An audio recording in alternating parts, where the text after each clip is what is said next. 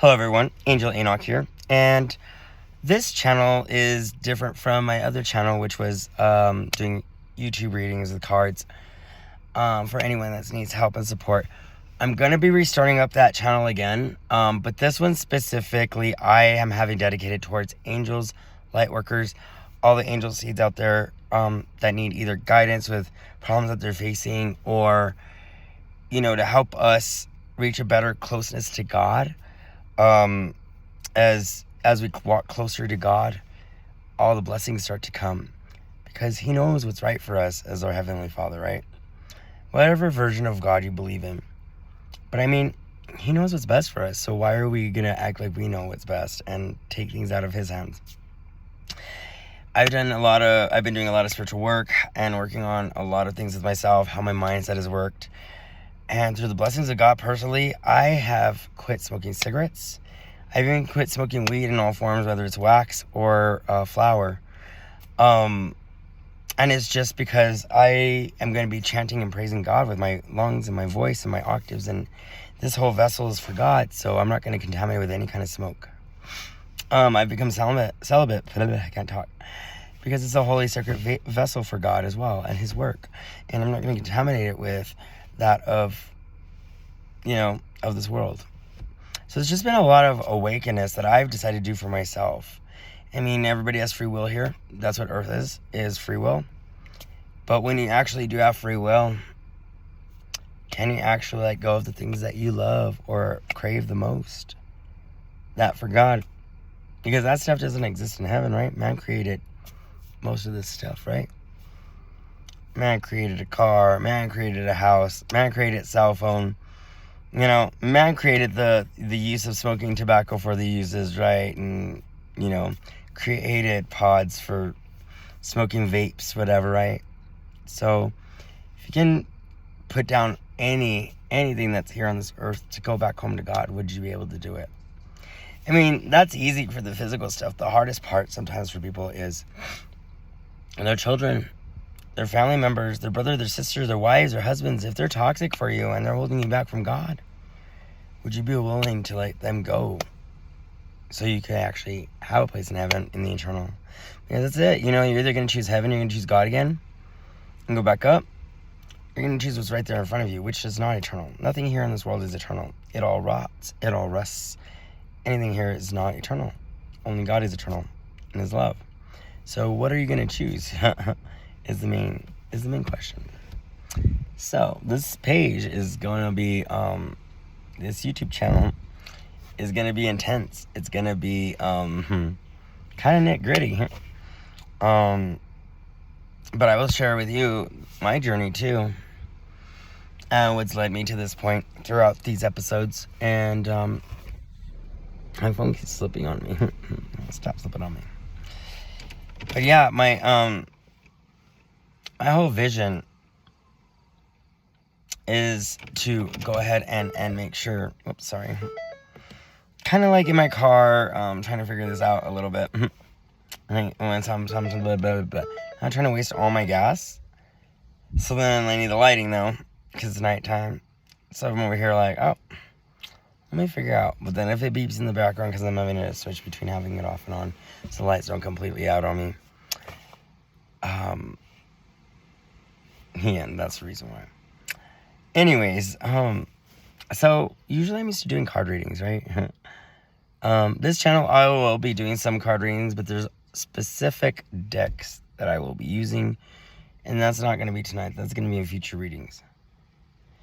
But it's only going to be certain decks that I have deemed for the angels, and they are of light worker decks and stuff like that that are only for angels, that I also will never use for the public channel, because I don't believe in mixing the energies.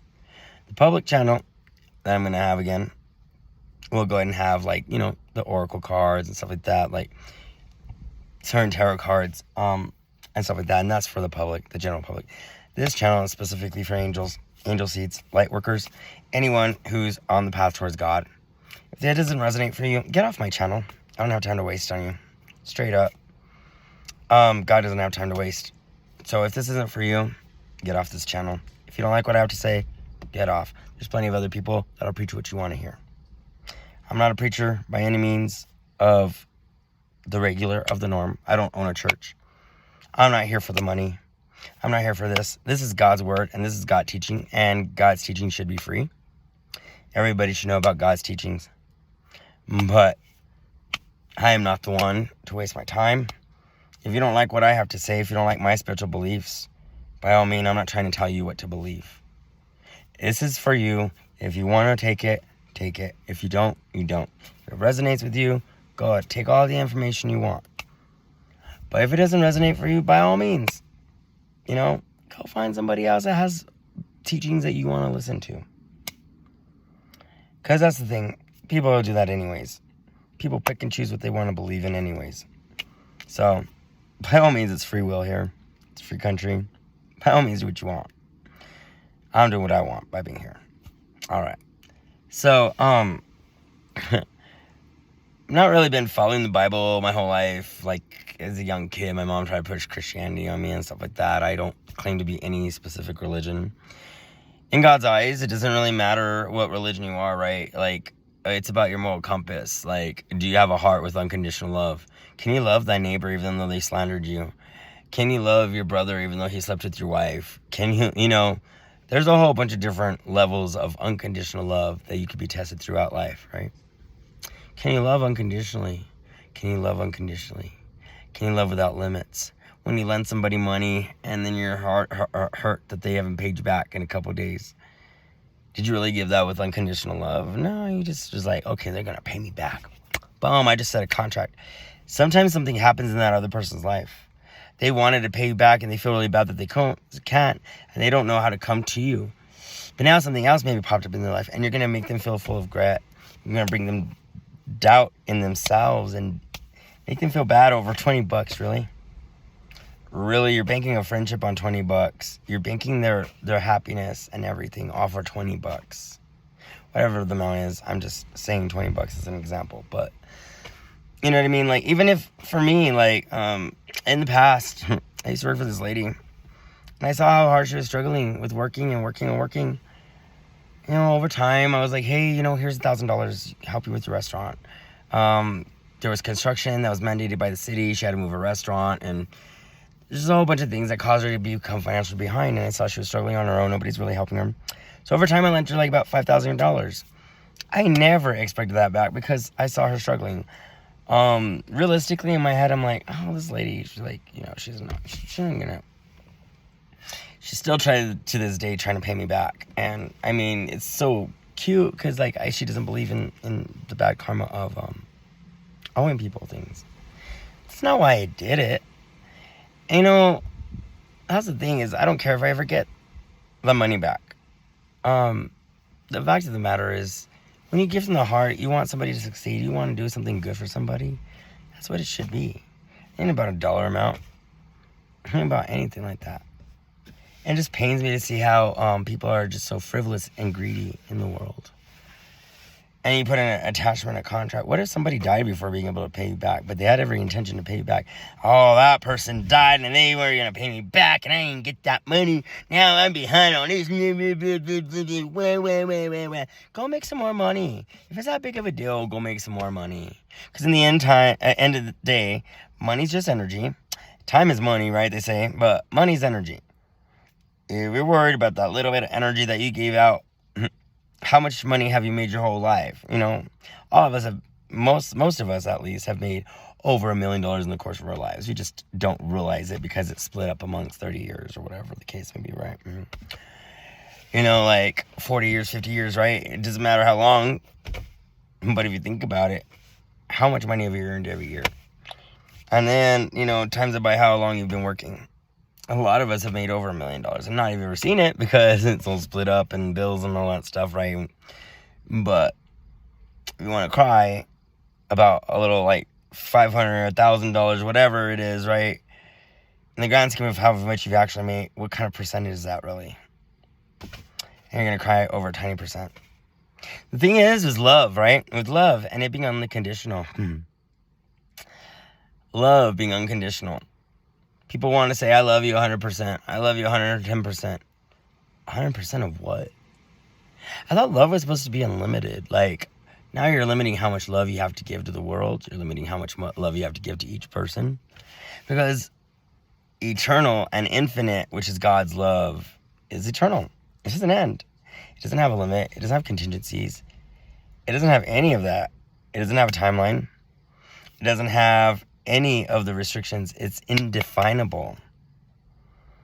And so when people loosely use the word love, do you really love that other person with all your heart, in the sense that you really want the best for them?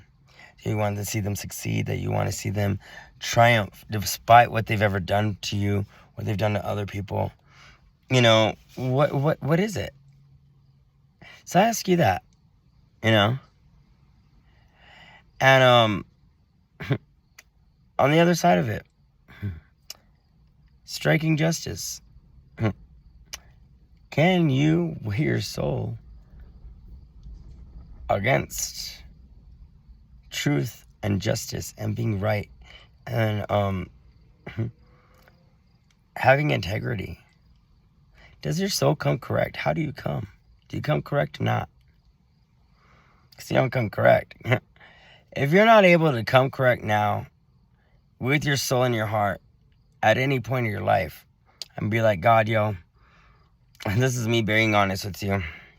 I've messed up this, and that. I am so sorry because I know that I shouldn't have done this, and that. However, these are the steps that I'm taking towards bettering myself and changing and becoming a better person. This is my action plan going forward. I'm not going to be doing this anymore. You know, I'm not going to be spreading gossip about my coworkers when I know I shouldn't be anymore. I am not going to be stealing from the store anymore. Whatever the case may be, that may be your sins. When you come with the correct heart and you're being truthful, God can tell. I think one of his favorite games is Peekaboo. Peekaboo. One of God's favorite games, Peekaboo. You want to know why? Because you can run, but you can't hide. God is the master at playing Peekaboo. Let me sweep this under the rug. Let me go to this other building. Let's go to my vacation home. I'll invite God to my vacation home. Nobody's there. None of the sins. Like, you know. Oh, I forgot I could lift my steering wheel a little bit higher so my phone's less likely to slide off. Yay. God plays peekaboo with everyone. He has fun with that. You know. How do you come? You come correct? Not. Where are you at? Why are you hiding from God? What are you hiding from God? Because I can tell you, when my conversations are real with God, I'm like, yo, I know you know. This has been a thing of mine. This has been a sin of mine. This has been what I've been working on, and I'm trying, God, and I slipped up, and I'm sorry, and I messed up because I allowed this devil in me again. Because I messed up. And it's legit with him. And I'm like, yo, God, I messed up. Because here's the thing. As angels, we have no excuses for God. As angels, we don't have an excuse for God. Excuses are like buttholes. Everyone has one, right? But you're going to try to excuse your actions to God? Well, I did it because this is...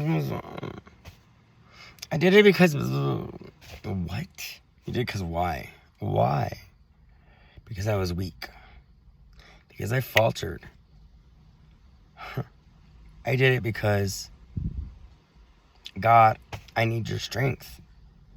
I should have meditated and prayed to you and asked you. Okay, I'll give you an example, right? Lust has been my thing. Like most people, lust is a thing. So, me attracted to all these gentlemen, but they're not for me. They may be married, and I'm over here lusting after another man's wife, another woman's husband or man's husband or whatever, right? And I was like, oh God, I need that out of me. I need your help getting that out of me, because that's not right. It's not right. Especially as angels, most of us don't have a partner of this world because our families are already in heaven and we're here for a specific mission. and then now you're going against God's will because he has you here for a purpose, and you're going to try to sidetrack and do your own little thing you're not supposed to. It's a whole trip. So, like I said, I wasn't really into a lot of religious-based things as far as, like, specific religion or anything. Lately, because my name's Enoch, I've been reading the book of Enoch, and with all the energy and everything right now, and knowing what I know, we're like, these are the trials of souls time. You talk to a lot of other spiritual teachers out there, they're talking about the spiritual battlefield. They're talking about this is the time of judgment. They're talking about this is it, because the angels got to reclaim this kingdom for God. Time. When you're trying to get rid of cockroaches out of your restaurant, you want them out. You don't care. Now, the demons are the cockroaches of the earth. God's trying to clean house. So he ain't got time for halfway believers. He ain't got time for fake faith. Anyway, so I started reading the book of Enoch. Actually listening to it more because I'm better with audio learning, but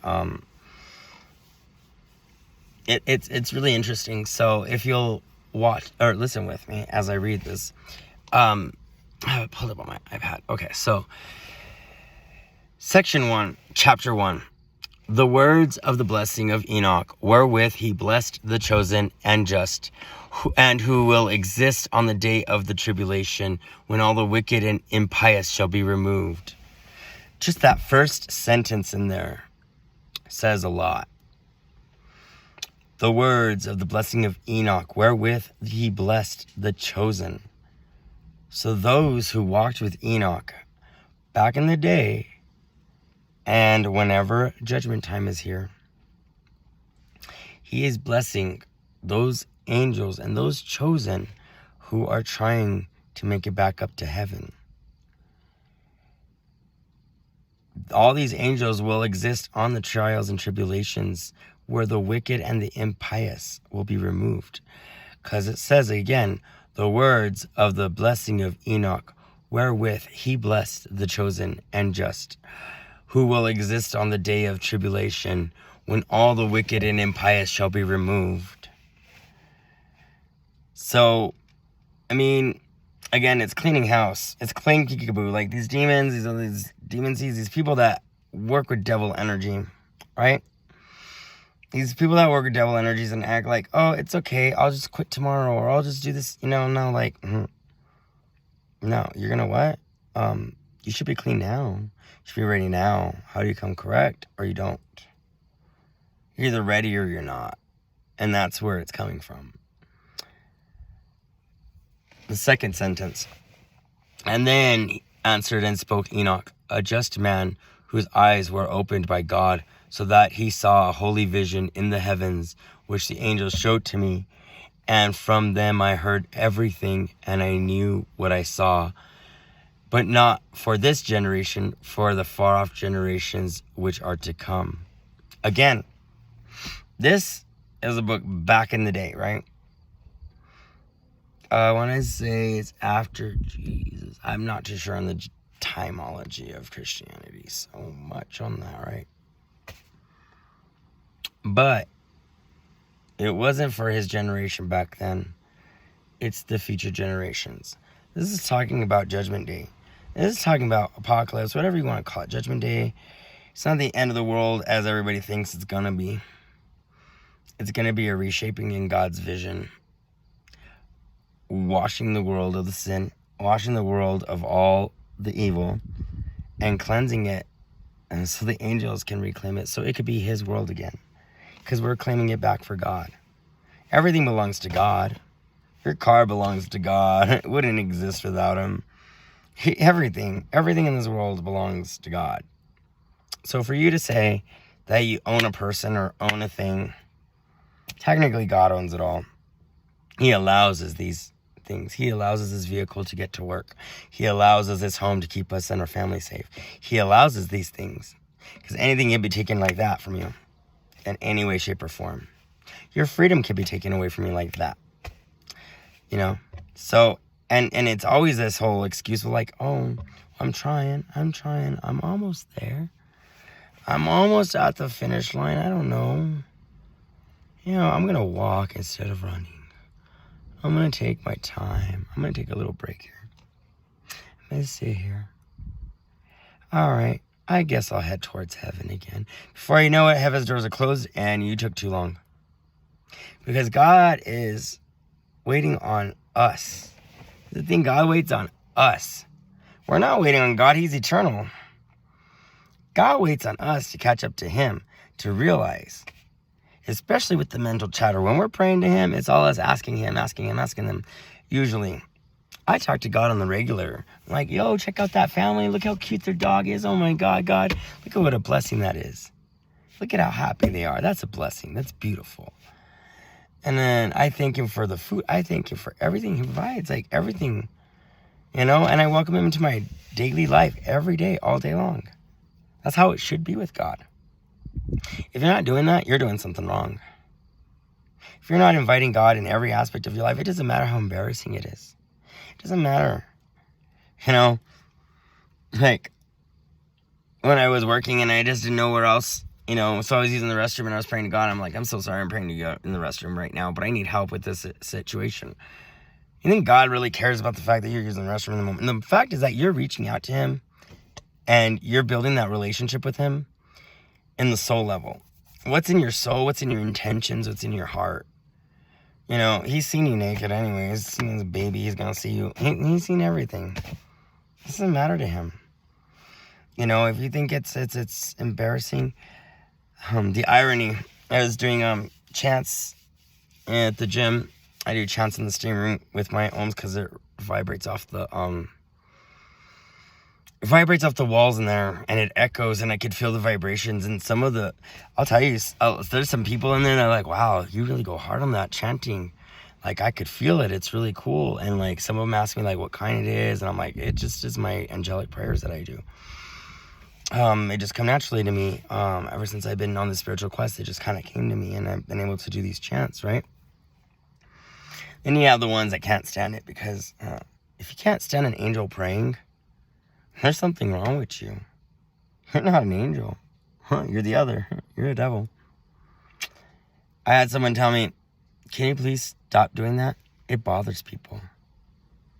I thought in my head, okay, I know there's other belief systems and stuff, but that's just really an excuse to shut down an angel from praying. And that's my belief system. I'm not telling you what you would believe, but people go in there, I'm not kidding, people go in there to hook up. And that was one of them. He was going in there to hook up, and maybe I was messing up his sex vibes in there. Whatever. And, I thought, am I being too loud? Or maybe I could do it a little lower. Like, trying to excuse, like, him asking me that. I'm like, well, here's the thing. It doesn't matter what part of the world. These chants and it sounds to me like Hindus doing ohms. It sounds like Tibetan monks. It sounds like monks in a chapel, or priests in a chapel sometimes. Like, the way the octaves come out, it's a belief system around the world. And I've had people tell me it sounds like Tibetan monk, and they've been so interested in it. And usually the ones that are more enlightened are okay with it. And I'm like, no, this guy's trying to shut down an angel from praying to God. So I'm going to try to be a little bit more mindful, maybe on the loudness, so I'm not disrupting so much. But at the same time, God's will is God's will, and I'm going to still pray to God, and I'm an angel. I'm not going to stop praying for anyone. And even if I'm there, I'm not going to stop praying. Because there are people there that have come to me, and they want that prayer, and they want that. And who am I to deny them what they want for their soul healing? Who are these people to deny an angel praying for them? I have one guy that comes in here, he's like, man, you go hard on that. And I could tell, and he was meditating, and we were talking about things, and trying to get closer to God, and I started to chant, like, he was all about it. And, it's like those people, they want that soul healing that I'm able to guide and pray over them with God. Why am I going to deny the healing of another angel because some devil wants to tell me no? And those are the trials of faith that you really got to question. Why am I being shushed? What is the big picture here? Because all the ones that were about sex in there were the ones that couldn't handle my chanting. And my chanting was just praying over blessing And especially like when I had people that I could tell their energy was telling me like, yo, this person needs some healing. You know, so I'm going to pray over them. It would come sit next to me when I'm doing my chants. Or they would just like breathe and encompass what I'm doing. And I'm like, these people are here for healing. That's why I've been doing this. At first I was kind of like, okay, I'm going to be doing this in the middle of this steam room and people are going to think I'm crazy, but I'm going to just do it. I'm just going to do it. People go for yoga at the gym. They go for exercise. They go for whatever. I'm exercising, you know, my own mind, body, soul, heart, all in there. And it's been also how I've been pushing myself out of temptation of lust. Because I gave into it a couple weeks ago and I was like, man, I slandered. I'm sorry, God, I slandered. I gave into lust a little bit. Ever since then, every time I'm there, I chant, I meditate, I stay focused. So I'm not looking at other guys that are disrobed. I am not falling into those things, and instead I keep a clear mind. I look away. If I can tell on peripheral someone's naked, I just won't look there, and I'll look the other way. Like, I really am. As angels, we're not here to be lusting after men or women. We're also not to be an object of lust. So when I'm there, I try my best to cover myself. When I'm in the steam room, it sucks, I have to, but I wear underwear, even though it's all wet and sticky. But it's because I'm trying to protect my vessel from being an object of lust for men. And I'm trying to, and I cover myself with a towel when I'm out and about, like when walking around, because I'm not here for your lust. You know, I'm here for me to do my chants, my prayers, and to be one with God and help heal those who come in who need healing. And so it's been a whole deal, and I'm sorry if I'm venting a lot, but it's just, I want to tell you, I guess, a little bit about my story, and I guess where I've been. And it's been beautiful. It's been beautiful working with God. I feel so much younger. I'm happy all the time. God makes me laugh. He's always making me laugh. He's always making me smile. It's just like these little feelings that you get from him. Because he loves you unconditionally. Anything that's suffering is of the devil. Doubt, fear, sadness, all that's of the devil. I mean, granted, you're going to cry tears of joy. You're going to cry tears of sadness sometimes when you go through a spiritual journey. Because it gets intense. Your soul is like this guitar string. You're flicking it, and as things vibrate back and forth, your emotions are back and forth all over the place while you're doing these healings. But you're shaking off all that doesn't exist. All of it that shouldn't exist. That's not of God. We come down here as dirt. We're dirty, right? But as we shake it off, if we don't clean it on regular, contamination, pollution, hatred, doubt, despair, worry, all these negative things that come of the devil plague on our soul and tack themselves on. So as we're shaking off, getting these attachments off of us, right? It's an emotional journey. They call it dark night of the soul, inner child work, and whatever, right? Healing your soul, it takes work. It's taken a lot of work. It's taken a lot to become who I am today. And I know I have a lot more work to do, and it's just, I embrace the journey now. And I guess I got off topic a little bit, didn't I? Where was I? I was at, the impious shall be removed. Let's see. Oh, we're talking about this, generations. So right now, we're already generations and generations, in the future, from when this was printed out, right, for the Book of Enoch. If you look at everything going on, it is a trial of souls in a lot of ways. Yeah, people losing their credibility that were in power. Starting to see the rise. Gosh, I have so many friends that are spiritually woke, right? And even readers, whatever the case may be. There's a lot of spiritually woke people. So I gotta turn on my car, sorry. So there's a lot of spiritually woke people. Well, now these people are starting to start their own businesses. I have a couple friends. Oh, be quiet, car. You need to tell me things. Shh. I'm doing a reading. have these friends that are starting their own spiritual healing businesses. They're starting their own metaphysical shops. I have people starting their new channels, and a lot of it's angelic guidance. A lot of it's, blessings and stuff like that. I got turned on to this other guy's channel the other day that was talking about angels and the message. And then I follow Pretty Boss TV. She's talking about all the woke stuff and the things that we need to do as angels and spiritually woke people to get rid of the toxicity to better our lives, and that we're going to be rising. Our angels are going to be rising, and we're going to be reaching a higher plane of existence on this planet. This is God's kingdom, and it's been treating the angels hard. No mosquitoes. Okay, no mosquitoes. Sorry, I'm parked by where like trees are, and so sometimes the moisture, it's cloudy. I think it's gonna rain here soon. It's gonna draw in some mosquitoes probably. But anyways,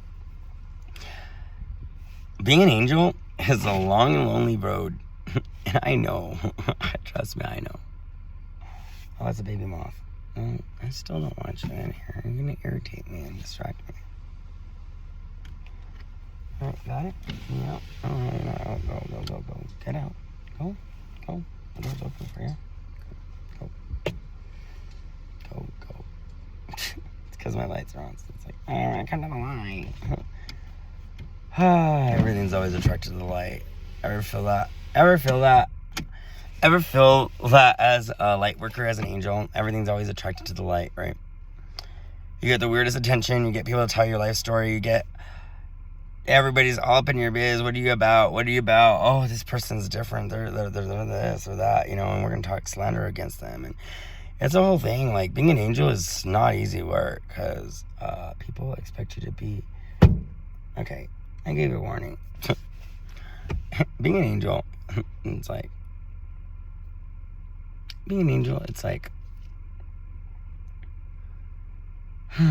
what can I say? It's lonely. Sometimes you can't even open up to your own family. Sometimes you can't open up to your own friends because they think you're crazy. When you say you believe something in a moral system, they think you're ridiculous and you're crazy, because then they start making excuses for the sins that they're doing, and they make excuses for their nonsense, right? And it's a shame. It's a literal shame. Because when you speak God's truth, nobody wants to hear it. And you're the outcast. So then you start to conform into man's world. You try to follow their rules because that's what you're taught your whole life. And it's... There's a lot of different ways, right? I feel a lot of religion teaches you all these negative connotations about things without painting the whole picture. You have the belief, right? You're a sinner. You're always a sinner. Blah, blah, blah, blah, blah. Like, oh, you're horrible. Okay, we did come down here to sin. But this is the big picture. It's like, God, our Heavenly Father, like, he's our main one, right? It's like, here's planet Earth. Here is your playground. It's kind of like, your parent, and you take your kids to amusement park, or you take them to, the play yard thing at the McDonald's or Burger King, whatever, the ball pit and all that, right? And like, you take them to the trampoline place or whatever. Would you take your kids to these places and you're like, okay, kids, you have 5 hours. Okay, go have fun. Don't hurt anybody. Don't do this. Don't steal. Don't lie. Don't do this, right? You set the rules that you're supposed to do if you're playing with other kids, right? Be fair. If someone bullies you, let me know. If someone does this to you, let me know, right? Don't forget, 5 o'clock, we're leaving, right? 5 o'clock hits. I don't want to go. I want to play longer. But I just made this new friend. Time to go home. Same thing. Earth is our playground. So we're meant to, enjoy certain pleasures, right? Enjoy certain things. But when it becomes a compulsion, an addiction, anything that would override, when God's calling you home, can you put that needle down? Can you put that cigarette down? I'm calling you home. Cigarettes don't belong in heaven. Can you put that down? Oh, well, yeah, you made some friends with some demons. Did you realize that? Maybe not. I'm calling you home. I'm going to keep you safe. Come home. Nah? You want to stick with your friends? All right, you're not coming home. Now, us angels and stuff like that, we get tricked, right? In life sometimes. And the chosen ones, the angels, will usually find our way before the time's up. And God will always welcome us back up. But I'm talking about like the mixers. There's a whole thing, right? Like, if you give yourself up to another person or another circumstance or another situation, or I'm not ready, God, I didn't get to go cliff diving, you know. Okay, well, you just cliff dive to hell now. I don't know. I'm just joking. Not really, though. It's really like that. Because it's ego versus surrender. You will not exist as a soul if you have no ego at all. Think about it for a second. Surrender to God or have an ego. Surrender to God or have an ego. Everything that you have an attachment to this world results in some kind of ego. Oh, I don't know if I could give up smoking cigarettes. Oh, I don't know if I could give up drinking. This is my car. It's like, you're not going to take that car with you when you die. It's going to stay here on Earth. Unless, some special UFO that's going to take my car out to heaven. Let me know. Just kidding. But, for real. Any problems, God can fix anything. And that's where our egos get in our way. We think we know better than God.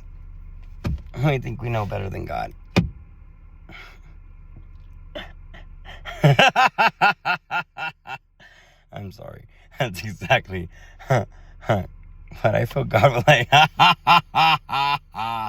You think you know better. Oh, we got nothing coming, right? Like, God's like, come home, take my hand, like, walk with me in life. If you want to live here, walk with me in your hand. And I'll guide you in the light. Oh, but you want to try this and this and that. You want to go on your own. You're slipping away now. Until you forget who God is sometimes, right? Or his calling. Right? We get so lost in this world, we can't even hear him anymore. We get so lost in the noise, The noise of technology to call us, somebody calls us, social media, always, oh, I need this, I need that, like the noise in our minds. The noise in our mind. This is the most noisiest thing in the world, is our mind. If you can quiet yourself for even 5 minutes, can you quiet your mind for 5 minutes? We're not talking in your mind, self-talk, thinking about things, and asking God, what can I learn from you today? You know that God is the best listener. He is the most quiet one. God is the most quiet because when he speaks, it's for something that needs to be done. When he speaks, it needs to be heard. When he speaks, it speaks in volumes. He doesn't chatter for nonsense. He doesn't talk about nonsense. When God talks, it's profound because it is a message that it needs to be heeded. You think he's going to tell you, oh, look how blue the sky is, huh? When did that happen, huh? I created that. Why do I need to tell you about the blue sky? Right? In the grand scheme of things, he's not going to BS his time. Actually, he's eternal. He's not going to BS your time. Your time is limited. Time is precious and time is limited. Time is precious, time is limited. It's like the crocodile and Peter Pan.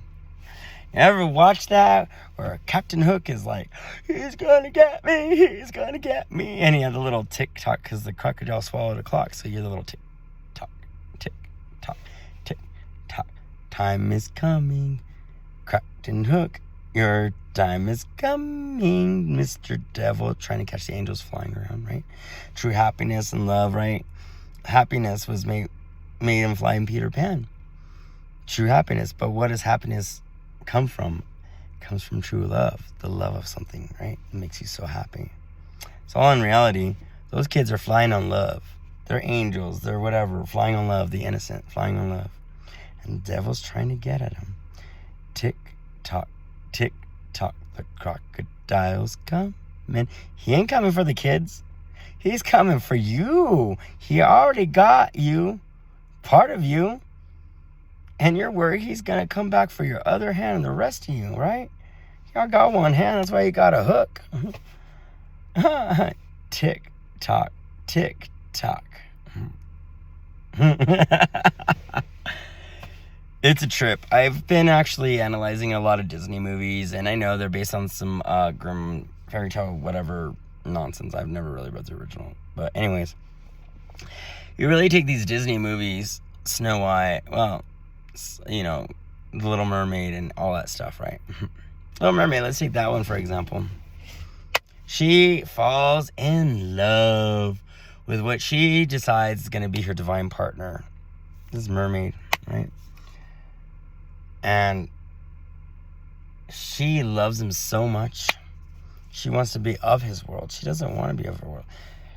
So she thinks she's going to take a shortcut because she thinks, oh, my dad's not going to let me, my dad's not going to give me what I want. Ever, ever, ever. So I'm going to take a shortcut and go to this witch, right? And go to the devil. Gotta sacrifice my voice, but it's okay. I'll get my man. I'll get my legs and I'll get my man.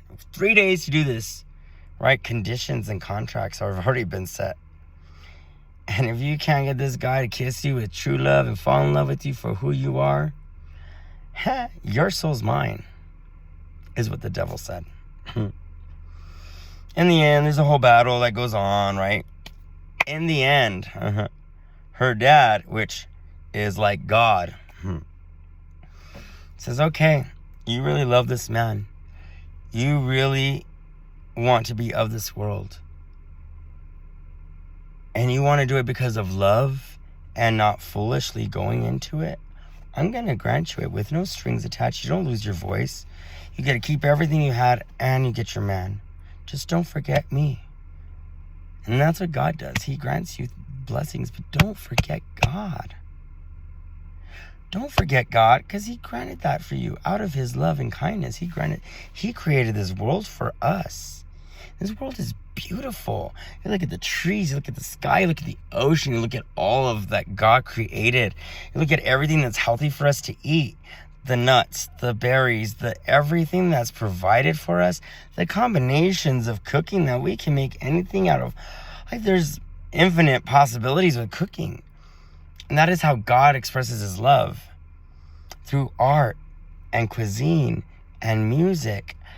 And it's just so beautiful that God has created and communicates with us through all these loving ways.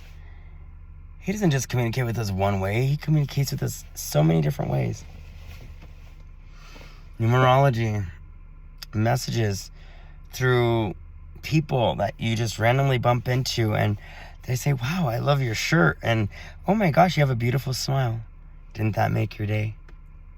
How do you not know that God didn't send that person just make your day when you were having a rough day? That's God's love right there. When you have that puppy lick your face randomly and you're like, oh my gosh, but it threw you off. It made you stop thinking about how rough of a week you've had. That's God's love. Anyways, side topic, right? I was reading this, right? Talking about generations to come. Concerning the chosen I spoke, and conversed concerning with them, with the Holy and Great One, who will come from his abode, the God of the world. So Enoch was concerned about the angels, was concerned about the chosen ones. What's going to happen to them? And God showed him, okay, pretty much, right? So the next sentence is, and from there he will step onto Mount Sinai and appear with his hosts and appear with the strength of his power from heaven. And all will fear and the watchers will tremble. And the great fear and terror will seize them to the ends of the earth. All those who have not come correct will fear when God comes. Even the ones that are doing the work, that don't know if they're going to make it or not, they're going to fear and tremble. Because that's it. All this time we've been saying, oh, when God shows up, when God shows up, when God shows up. He ain't coming soon. He ain't coming. You never know when God's going to be here. He's always here. Always act like God's there. And you won't have any problems. If you can act correctly, as if God was there all along, then what do you have to fear? Because God's right there. God's right there. God's right there. There's nothing more powerful than God, not the devil, not those little demons. And I know the spiritual war gets a little bit tougher. I heard from Pretty Boss saying, new levels, new devils, right? As you reach higher planes of your higher vibration towards God, right? And have new devils to deal with that are more trickier, that are more, but as you also reach a higher awareness towards God, you can discern and tell which ones are the real people coming into your life and which ones are the demons. And it makes things a lot easier. And things become more cutthroat and black and white with the knowledge of God and the discernment of God. So just trust in Him and your life will be fine. And the exalted mountains will be shaken and the high hills will be lowered and will melt like wax to the flame. All right. There's nowhere to hide because everything's going to be smoothed out. There's nowhere to hide. And the earth will be submerged and everything that is on earth shall be destroyed. And there will be a judgment upon everything and upon it the just.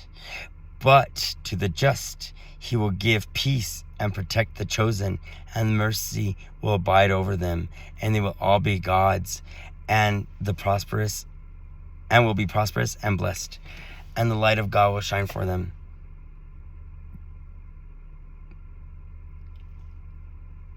All right, let's try that again. Let's hear that again. I love this. I love this because Enoch is concerned about the other angels and the other souls that are meant to be saved. Concerning the chosen I spoke and conversed concerning with them with the Holy and Great One, who will come from His abode, the God of the world. And from there He will step on Mount Sinai and appear with His hosts and appear with the strength of His power of the heavens. And all will fear, and the watchers will tremble, and great fear and terror will seize them to the ends of the earth. And the exalted mountains will be shaken, and the high hills will be lowered, and will melt like wax before the flame. And the earth will be submerged, and everything that is on it shall be destroyed, and there will be a judgment upon everything and upon all the just.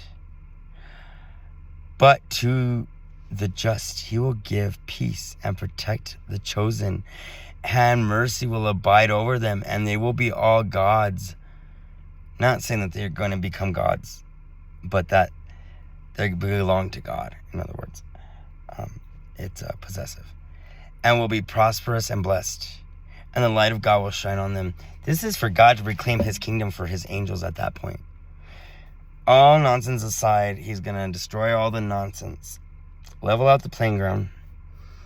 And it's going to be judgment time. Okay, how have you treated an angel throughout your life? How have you treated angels in your life? Have you ridiculed them? Have you put them down? Do you have remorse? Do you feel sorry for what you've done to an angel? Because if you can do that to an angel,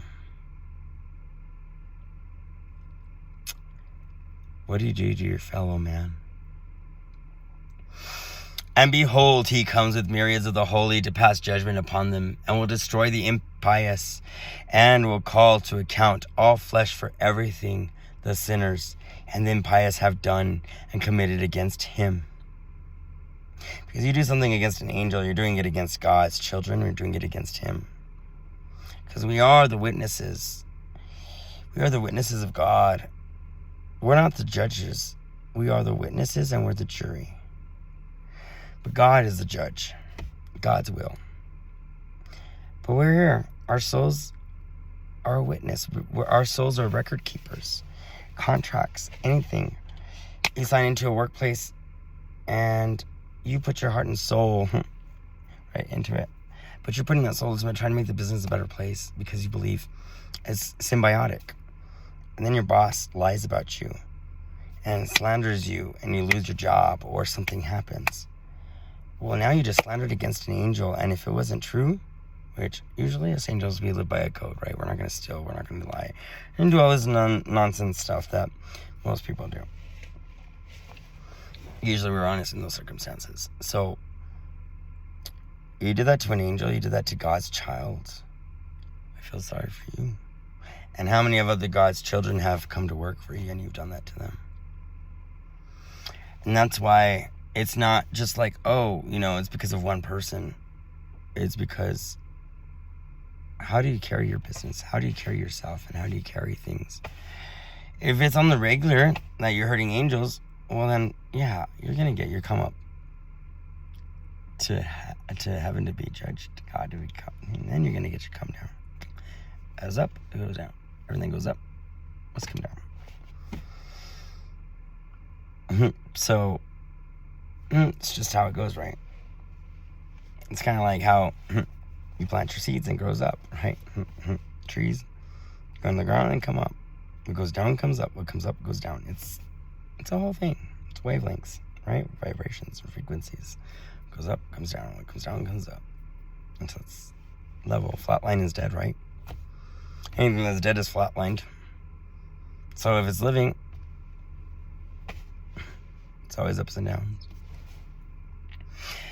And behold, he becomes with myriads of the holy to pass judgment upon them, and will destroy the impious, and will call to account the flesh for everything the sinners and the impious have done and committed against him, against God. Though one of the ones that I've seen the most, which isn't really one of my big sins, like I said, mine was lust. That I'm still, and sometimes anger, a little bit like, oh my gosh, you idiot, for cutting me off. Like, those moments, I'm working on it. I'm working on the cussing too. If I'm going to speak truths of God, I shouldn't be speaking perversions.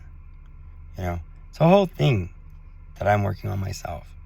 And I'm being honest with you, because I'm not going to try to say I'm better than anyone. I'm humbly admitting I have my things that I'm working on too. So I'm not a judge. It doesn't mean I'm going to welcome all the demons in the world, no. Because the demons, they can't make it. They don't have what it takes. And that's the sad part is most people that are not going to make it to heaven. Many are called, but few are chosen.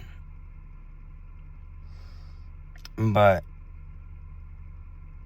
many are called to witness the chosen lift up. And the ones that stay behind get to witness the chosen lift up. And they stay behind. And that's a fate worse than death. Because if you can't go to heaven, and it's all being taken up, what's coming for you? I know that sounds so bleak. Gosh, this channel is going to be dark as heck, as I realize, but it's the truths of God. Like, there's either heaven or hell. You pick. And this is just chapter 1 in the first section. There's a lot to encompass. I'm going to read it again fully, though.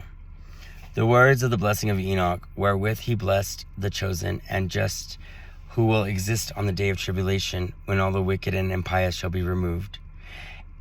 And then answered and spoke Enoch, a just man, whose eyes were opened by God, so that he saw a holy vision in the heavens, which the angels showed to me.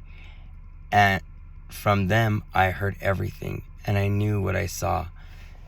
But not for this generation, but for the far-off generations which are to come.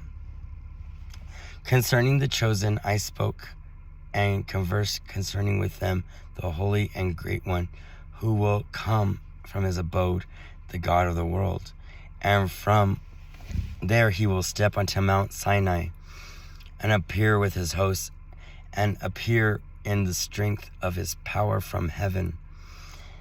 And all will fear, and the watchers will tremble, and the great fear and terror will seize them to the ends of the earth. And the exalted mountains will be shaken, and the high hills will be lowered, and will melt like wax before the flame. And the earth will be submerged, and everything that is on the earth will be destroyed. And there will be judgment upon everything, and upon all the just. But to the just he will give peace, and protect the chosen, and mercy will bide over them. And they will be gods, and they will be prosperous and blessed. And the light of God will shine for them.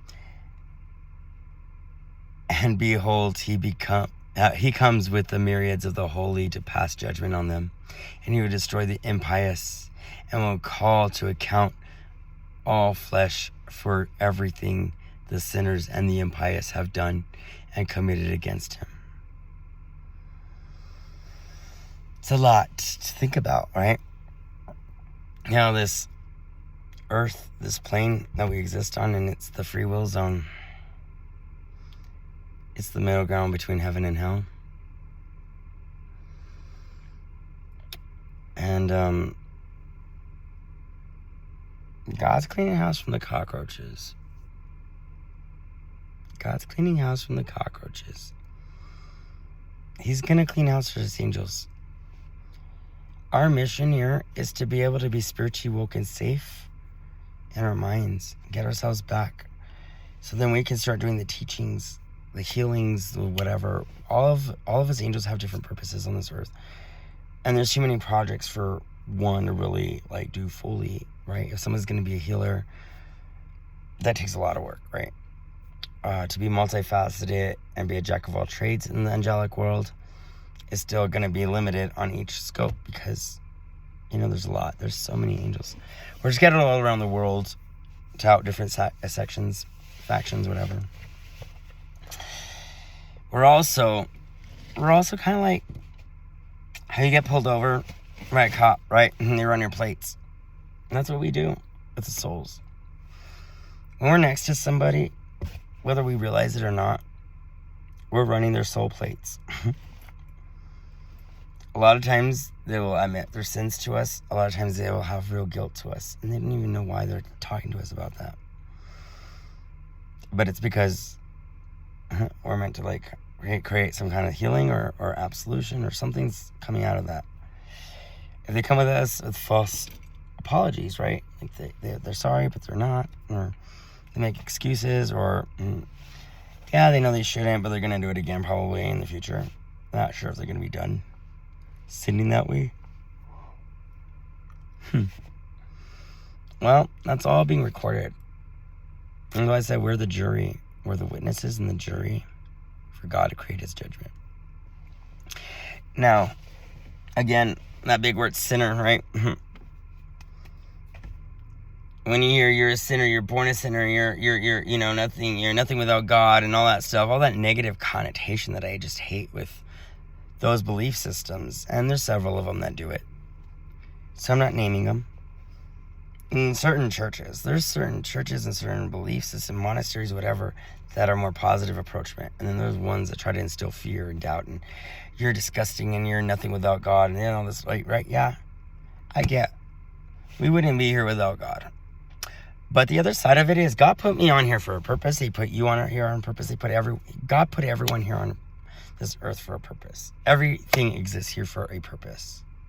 So let me try to figure what that is in a positive aspect. Let me do some soul search. Let me heal my soul and heal my sins and ask God for forgiveness and try to figure out how can I make the world a better place. Because once I've cleared myself from most of my sins, that's all I've been wanting to do. And it's funny because years ago, I didn't even want to live. After my mom died, I didn't want to live. I felt like the world lost a beautiful angel and this world is ugly when I was homeless and how bad people had treated me. I didn't want to live. I was like, what's the point, God? I'm supposed to help this world that doesn't even know how to treat another human being. Not how to treat an angel, technically. I don't want to live. And it's funny, after all this spiritual awoke, it's like, God, wait. Please, before I go, let me go find the other angels I need to heal and help. That's my purpose now, is like, I don't want to be like that much more lonely or up in heaven. If I can find the other angels and help them also heal, so we can also go up, we can all be up there together in the future, right? What is infinity? God. What is infinity? Heaven. That's what we're working towards. Like, we're working towards the eternal. Here, everything's temporary. So now it's funny, because now I actually want to live long enough to make sure that my mission's carried out as an angel. And it gives me a sole purpose to live here on earth. And so I don't want to go yet now. It's the irony, right? The irony. What God can do for you. What God can do for your soul and your heart, and how he can heal you in so many ways. Because he's got my mom, and he's got my family. He's got my soul family. I don't have family really here, that I have any connections with at all. So it's all in heaven. My family's all in heaven. So as long as I know God's got that, I have nothing to fear. I have nothing to want. Like, yeah, I enjoy playing my Nintendo Switch. Yeah, I enjoy my iPad. But I didn't put all that aside to go back home with my family at any point. I'd be so happy that God would do that for me. But I have a lot of work to do still. So I tell God, I said, I got a lot of work on me. I got to fix myself first. I got to help these other angels. I got to be there. And so that's my new life purpose, right? So again, getting back to that whole point of sin, like I was talking about, right? But it all is connected. I wasn't rambling for nothing. When they tell you are a sinner, yes, I am a temporary sinner. The reason why is because God created the world. He created certain pleasures of the world, right? He created all this stuff here. Go try it out. Don't forget me. Don't stay stuck as a sinner, as a label. Don't get caught up as the label a sinner. That's the difference. If you're a cop, right, and you have to respond, or you're in the military, you got to respond, and you have a family to protect, and you got a perpetrator that's about to kill them, or whatever, hold somebody ransom, whatever, and you shoot somebody, and you didn't mean to kill them, but you did. Intention, right? You're protecting a family. It's a little bit different, right? You're protecting from evil. God's gonna be more willing to forgive something like that than if you go and you intentionally go kill somebody because you want to rob their house, or you want to rape their daughter, or whatever, right? There's some hardcore stuff out there. Think about it, right? If you didn't intend on killing somebody and it accidentally happened, but you were doing it to protect somebody else, I know it's a big sin to kill somebody. And I'm not God to say, yes, you would make it to heaven. I don't know why you put into that as your destiny. It's the hard one to overcome, right? I'm not God to say that you would still make it to heaven, but intention, right? Where does your heart and your soul lie? Where does your heart and your soul lie? If you say, well, I killed somebody, well, I guess it wasn't as bad. So then you go and you kill the next person, and it just becomes easier to kill. You make up all these excuses, and you're not sorry for taking a life. The thing is, you can't take a life and not be sorry about it. Not sorry. But, you can't. But if you go on a killing spree, or you think it's okay and it excuses you the next time you kill somebody, then we got a problem, right? But if it's something that you just are like, man, because when you kill somebody, you take somebody else out of somebody else's life. No matter how ugly somebody is, sometimes that person could be a hero in somebody's eyes, right? They could have been the one that they gave insulin to their grandmother every day, and they don't have anybody else to give them insulin. Whatever the case may be, right? They could actually have some good things, right? So, not saying to go take a life, because you never know. But at the same time, during circumstances, I'm sure God could forgive in certain circumstances, because that's the thing, is you got to go to God. There's no man that can save you. There's no man that can save you. There's no religion that can save you. There's no tool. There's no magical tool. There's no cup of life that could save you. There's no person in this world that could save you. You have to save yourself and God. Between you and God and working personally together.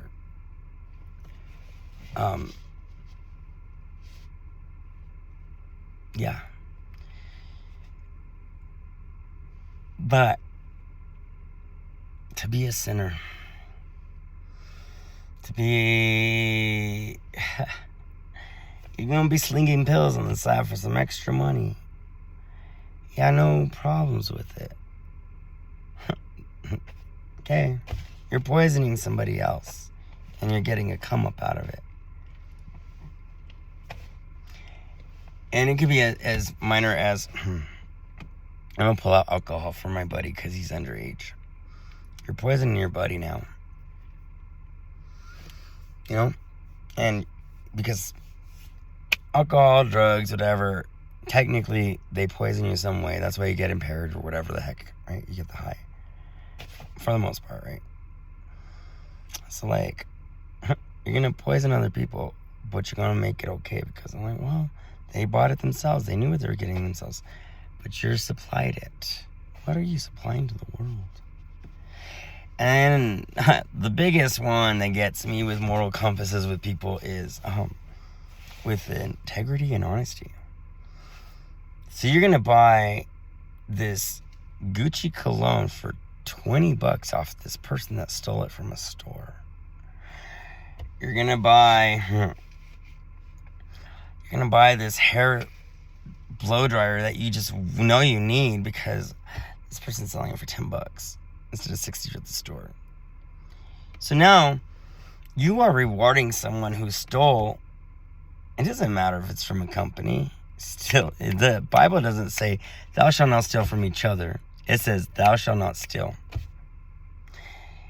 And if you look at other religions, it's a black and white rule. Thou shalt not steal. Thou shalt not steal. Period. So why are you excusing it? Oh, I'm just going to steal this like little thing my coworker won't notice. You know, I'm going to steal like their sweet and low. Or I'm going to steal like, you're going to steal? Stealing in all forms is bad, right? Stealing someone's man. Stealing someone's attention when they deserve it, when they did a job well done. There's little ways you can steal. But the biggest one that I've seen is you have no quarrels buying a product that's stolen from somebody. But you wonder why you're not getting ahead in life. You're wondering why you're not able to reach the goals that you want. You wonder why money's slipping out of your hands faster than you can attain it because you're selling drugs on the side. Or because you're doing this messed up stuff on the side, right? You're doing that which does not belong to God. Like, you're trying to grab and steal and cheat and all this devil energy, but you're wondering why God won't bless you with abundance and prosperity. Because you're trying to take it out of God's hands instead of saying, God, give me what I deserve, give me what I need. You're trying to take it out of other people's hands. You think you know better than God. Coming back to that. You think you know better than God when he set rules out for us to enjoy our playground here. You think you know better than God. You think you know better than God. He always has that last laugh. God always has the last laugh. Because he laughs at everything. He laughs at, like, you think you're that sly. What? And it's just sad because that's the world we live in. Dishonesty, lust, envy, greed, pride, all the sins, right? You really think about it. And greed and anger and lust are probably, and pride. And pride. Pride gets the best of all of us. Oh no. Oh, he's sinning, but I'm sinning a lot worse than he is. So I'm okay. Oh, he stole $1 million. I only stole 100. I'm okay.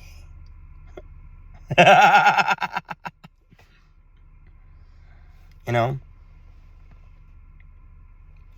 paganism has it as it harms none, do whatever you want. It's a real simple commandment. As it doesn't harm yourself and others, do whatever you want. It sounds simple, right? As it harms none, do whatever you will. So when you still are slinging pills, paganism even talks against it. You're doing a spell against somebody, paganism. You're doing a spell for personal gain. You're doing things for greed. Any of those sins, and you're still doing. And so that's why I say it doesn't matter what religion. Every religion. I have kind of a more pagan background, but every religion teaches the same. You look at Buddhism. Don't steal, don't lie, don't kill. Don't be angry. Don't be lustful. Like, it's the same thing. If you want to reach enlightenment, you can't have these sins. That's why I say it doesn't matter what religion. The way religion to me is like, okay, you're going to go to Yale or Harvard, or you're going to go to Stanford, but you're taking medical, it's all medical. It's going to be a little bit different because of the area. Maybe they have different diseases in certain areas, so you're going to learn more about those diseases that are local there. It's still medical. You're going to learn law, and it's going to be law, okay? Here in New Mexico, we don't have ports and all that stuff because we don't have the sea over here, so we're not going to have all those laws. But we have a lot more desert and high temperature and fire risk because of how droughty it is over here. Whereas, you have different laws that exist in New York, which is like importing and exporting through the docks and all that stuff, right? Like, you have all these different laws that would exist. Still law. So different laws, different things, but still the basis of law, the federal law, even though some vary state to state, but the federal law is federal law, right? Medical is still medical. And that's the thing, is like different kinds of medical practices, right? Or if you're going to study psychology, it's still psychology. So, it's all different ways to get to the same degree, to get to the same point, to get to the same goal. Each religion is like a different school. It's like Hogwarts, and I don't know, I'm not a Harry Potter fan, but you have the different schools. It's the same thing.